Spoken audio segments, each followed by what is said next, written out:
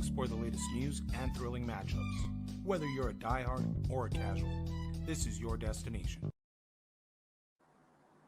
What's up? What's up, everybody? My name is Serge, and today we've got Fred. What up, Fred? ¿Qué tranza? ¿Qué onda, mi rey? What up? What up? Que rollo, Brody? Well, another day, another podcast. And for today, Fred, we've got the biggest topic in boxing. Some would call him the face of boxing. Your boy, I wouldn't call him my boy, but let's say acquaintance. El güey que no te deja dormir, güey. No, tampoco, ni pa' tanto, bro, ni pa' tanto, es algo leve, güey, que de repente, pues uno dice... Te encabrona, güey, te encabrona. Estás encabronado. Ni tampoco, bro, because I might disagree or question, the way his career has gone. Ahora no me deja dormir, ahora me encabro. No, bro, ni pa' tanto, bro, ni pa' tanto. That's least to say. Pero no, let's do it, bro. I know he's been, on a lot of boxing fans conversations. Mi compa el pinche Canelo. He's going to go down as one of the greats, but, because he is. Money-wise, record-wise, fight, whatever. Pero he's also going to be known as one of those guys that ducked a lot of fighters, too. I'm just saying, the word out there is that, he might be ducking again. I don't know, sir. Dude, for sure, bro, for sure. And let's just get this out of the way, because is he an all-time great? Is he a great fighter? Sure. Let's put that on the table. At the same time, has he had a few questionable moves, one would say? Of course, yeah. Let's put that on the table as well.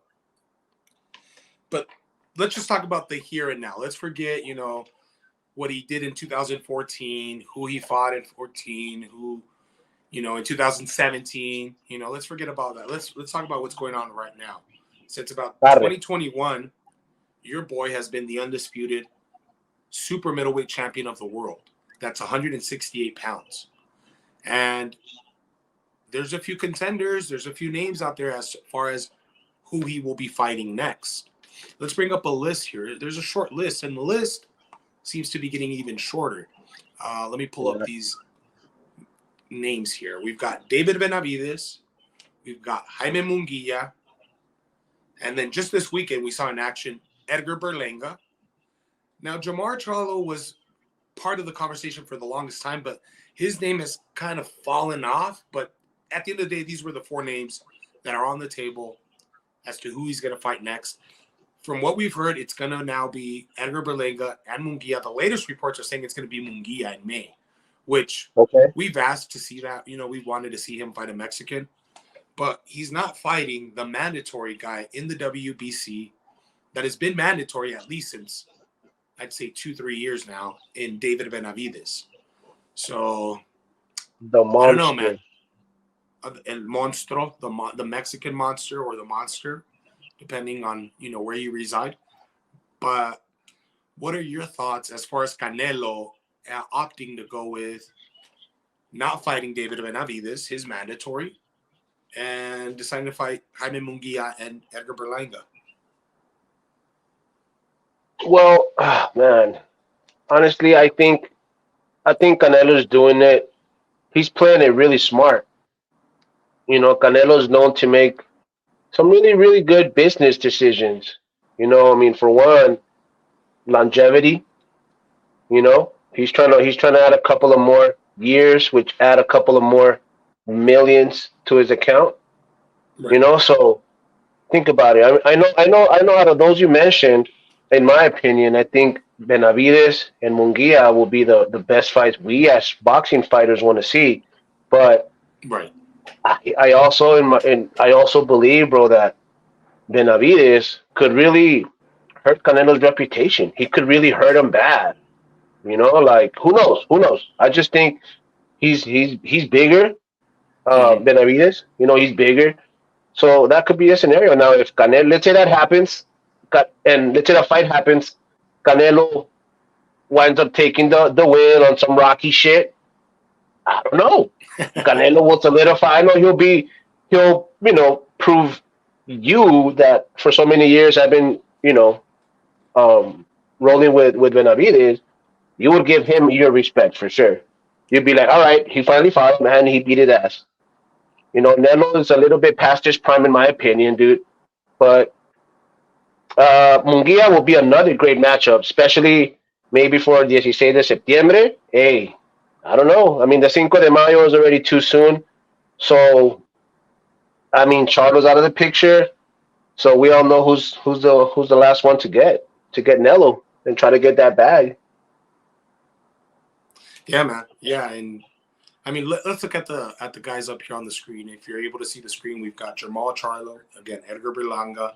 We've got Jaime Munguia and David Benavides. We'll start with Maul, which for the longest time, when they were at 160, he was actually Canelo's mandatory. Canelo ends up getting the franchise belt so that he doesn't have to fight his mandatories. He never has to see Maul at that point in time. Fast forward, it's been now a couple of years. Maul has been through some stuff personally, divorce in there, battled through, some addictions, alcohol and all that. So he's not in the best space right now. Let's say that. He's not in the best space right now. Is that an excuse? Man, no, it's not. It's not, man. But I know that it's very difficult things he's going through, man. So, I mean, the most important thing is him coming back with the right mind state. But in regards to just boxing, I think he'll be the least favorable matchup here, in my opinion. And that's why I don't want to get too deep into what he's got going on, because we all have stuff. But let's keep it boxing. He's only fought once in 3 years, dude. Yeah. No way can I say, okay, he's ready to take on a challenge like Canelo, right? So, let's move on to the next guy. We've got Edgar Berlanga. I'm with you on that. Yes, sir. Now we're looking at Edgar Berlanga, which I like Edgar Berlanga, dude. I'm not trying to diss on Edgar Berlanga. I like the guy. I watched him in Top Rank when he got a bunch of knockouts early in his career. Granted, the guys he was fighting weren't the biggest names, but he was still knocking people out. It was impressive. Then he's in Matchroom. He had that Quigley fight. He knocks him down 4 times in the fight. Didn't knock him out, but knocked him down. And then his last fight this Saturday, he still gets hit too much for what you're comfortable with. And if you figure if Canelo catches him like that, he's probably not going to last. But he ends up getting the guy out of there this weekend. So the young man, he's got Fat Joe. He's got the Puerto Rican, fan base behind him. That's definitely going to be a fight that would sell well, I would imagine. And an opponent that I feel Canelo would be comfortable with. So he's still on the table. We move over to Jaime Munguia, who this Canelo-Jaime Munguia matchup has been talked about for many years. It never really seemed like it was going to happen because Canelo himself has said, I will not fight a Mexican fighter. He had the fight with Julio, right, with Junior, but he said thereafter that he wouldn't fight a Mexican fighter. So a lot of people have put that aside, but the walls have kind of closed in on this man, Canelo. They're closing in, 175 ain't like it used to be, where you could just go up there and now he's that's a different type of monster. Going back down, well, he can't really do that. The way he's already kind of accumulated to it. So at this point, Munguia has caught up with him in the same division weight class, and he's still undefeated with a hell of a record, a bunch of knockouts. Again, the list there, you really can't see a bunch of names that this is a big name. But still, the record is there, and he's got the experience. So that fight, I'd say, sells well. Like really well. Either in September or May, of course. So I think May's too soon for that one. I think May 5th is too soon, but I think possibly 16 de septiembre. Maybe Cinco de Mayo will just be like a setup to bring both fighters for the 16. But okay, I'm with you on that.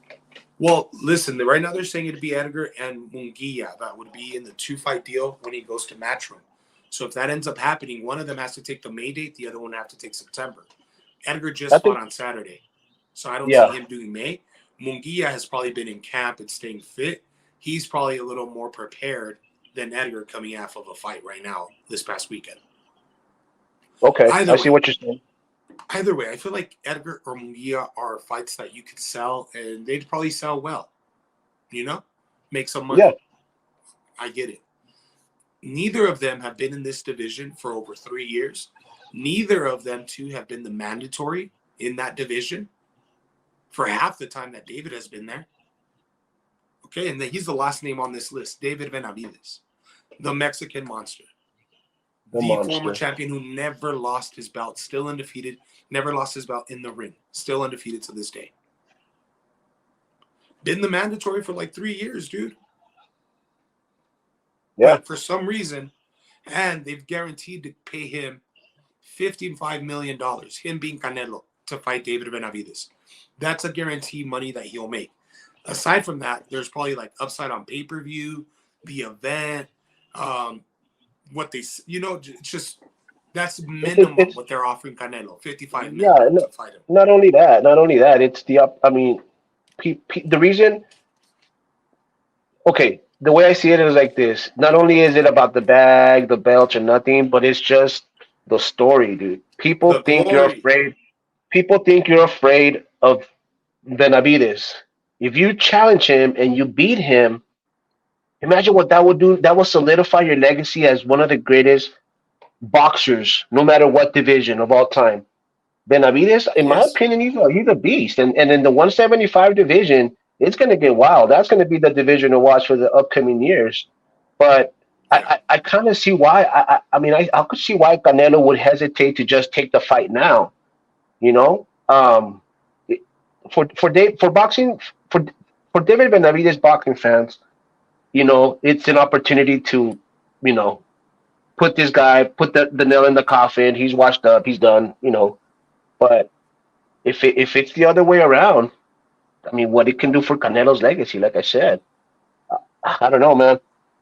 Out of all these four you mentioned, I think also I'm with you. I think Edgar and Munguia are going to be the favorable matchups that Canelo would take. He'll probably take Edgar, take Munguia next, and a ver, see how it goes down for the final boss, which will be Benavides.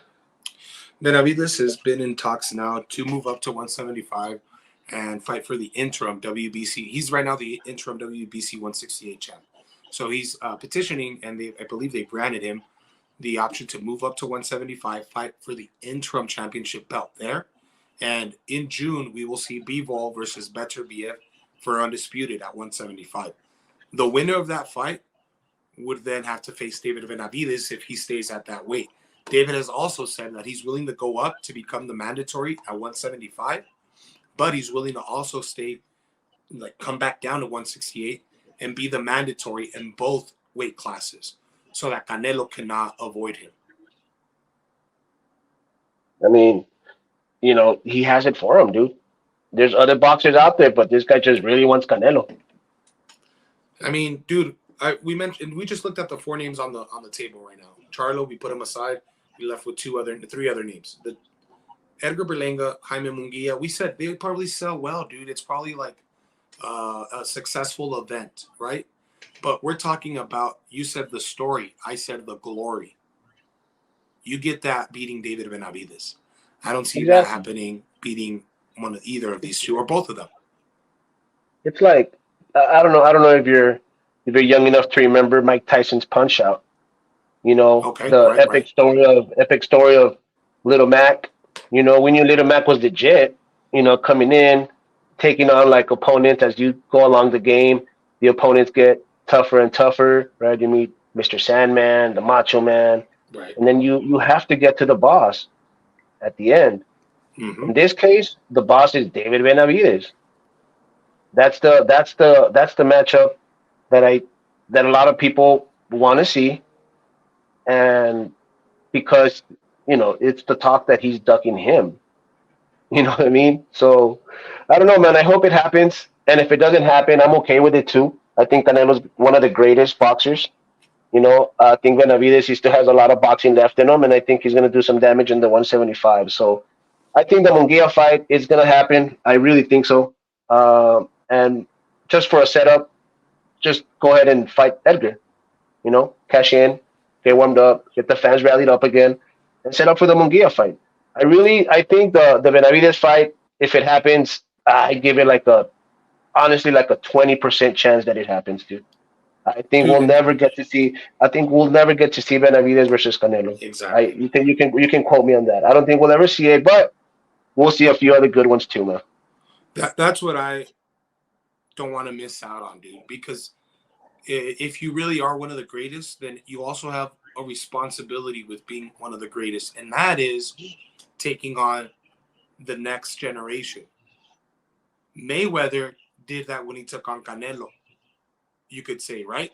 He had his Yeah, opportunity.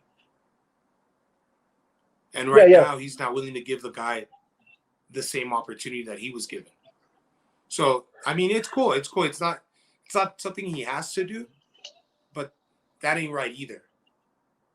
yeah, dude. So, And if it happens, it'll be fucking epic, and for sure, you guys will be hearing it here on the Sports and, Buds TV podcast. and you're right. You're right. Yes, sir. You're at SBTV. You know what we be doing.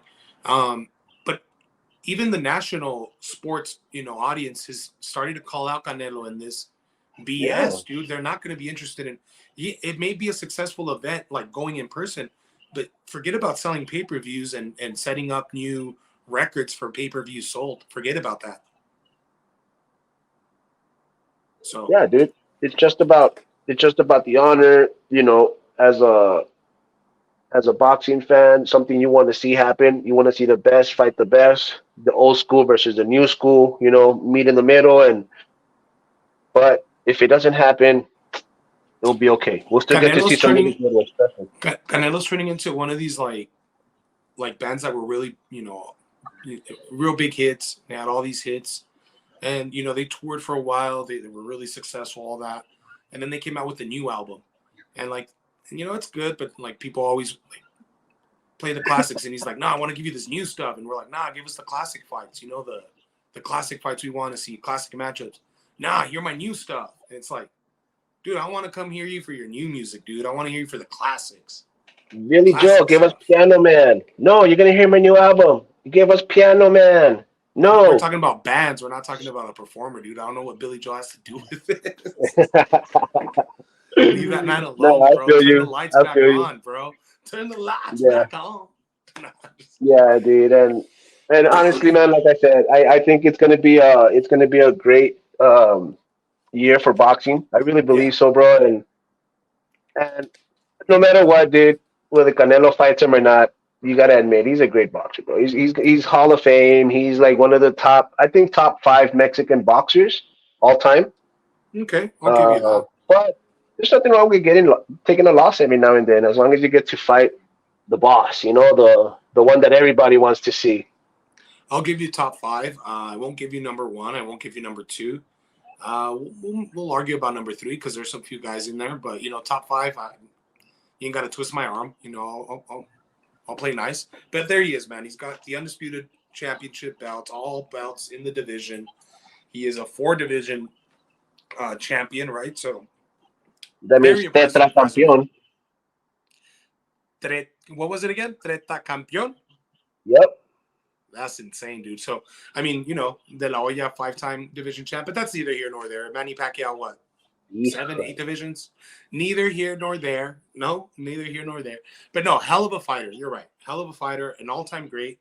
But there's some responsibility that comes with that, dude. I'm not going to beat it over anymore. You mentioned there's a lot of great fights. We may see some of these fighters in some great fights later this year. But one that we know for sure is going to be taking place is going to be between Devin Haney and Ryan Garcia. I believe it's going to be in Brooklyn at the Barclays, but Ryan right now might have something to say about that. But these two are finally going to get it on in the 140 division. Of course, Ryan has that loss now to Tank.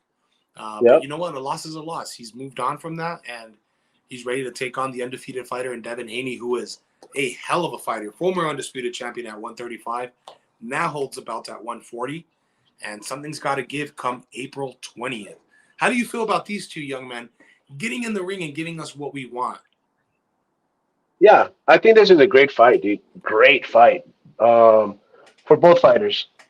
Garcia has, in my opinion, something to prove.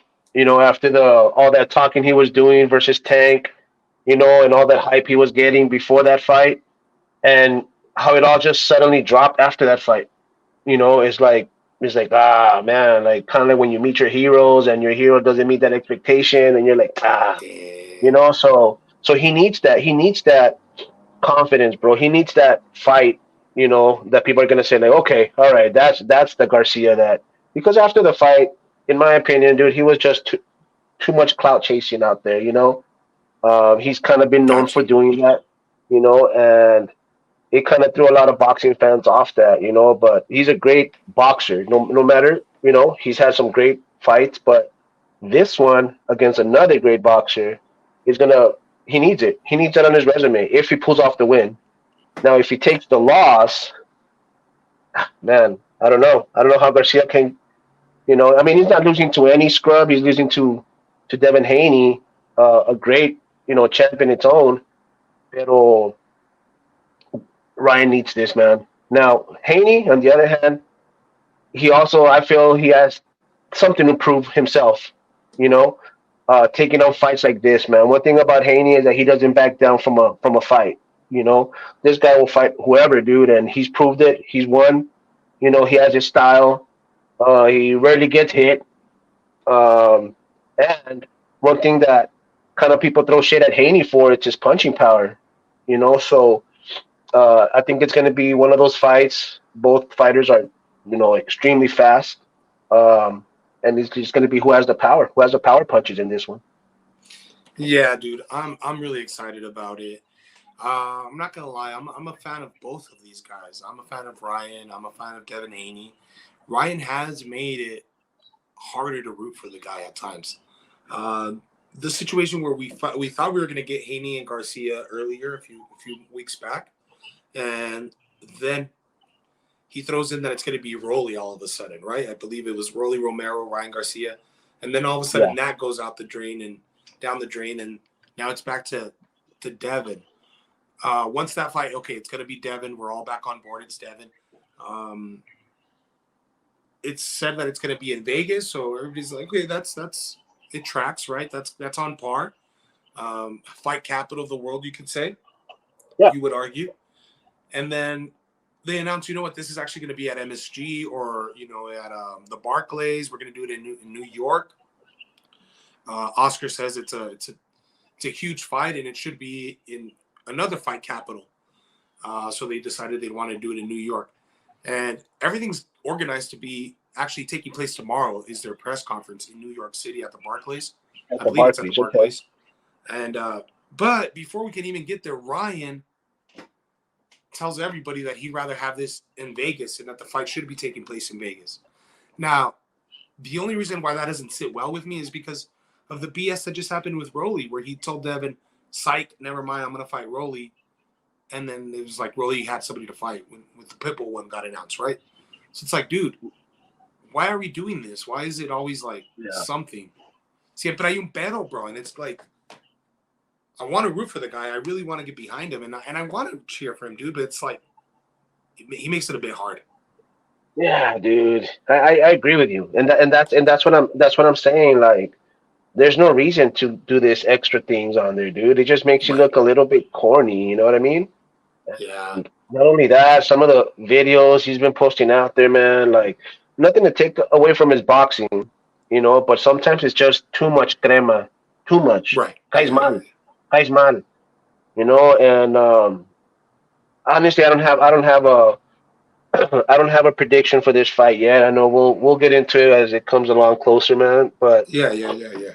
it's the I just know, and I just um, from the outside looking in, I just think Garcia needs this to remain relevant as a boxer, as a top contender, a champion. And Haney needs this fight to prove his doubters wrong. I'm actually I was one of them, but after his last fight, Haney's last fight, and all the BS that he's gone through, but he still shows up to fight.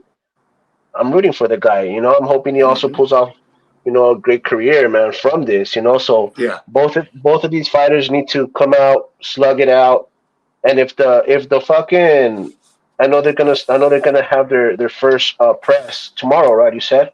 Yes, sir. Um, I saw that video that came out on social media. Super Bowl weekend. I don't know if it was just the work or if these guys really don't like each other like that. You know what I mean? And tomorrow, pues we'll find out a little more. Because Garcia tends to talk a lot, and then he talks too much sometimes. He just lets he's very emotional. He lets his emotion get the best of him. So it's gonna be a good one, man. We'll post up the link so you guys Dude, can go ahead and watch it.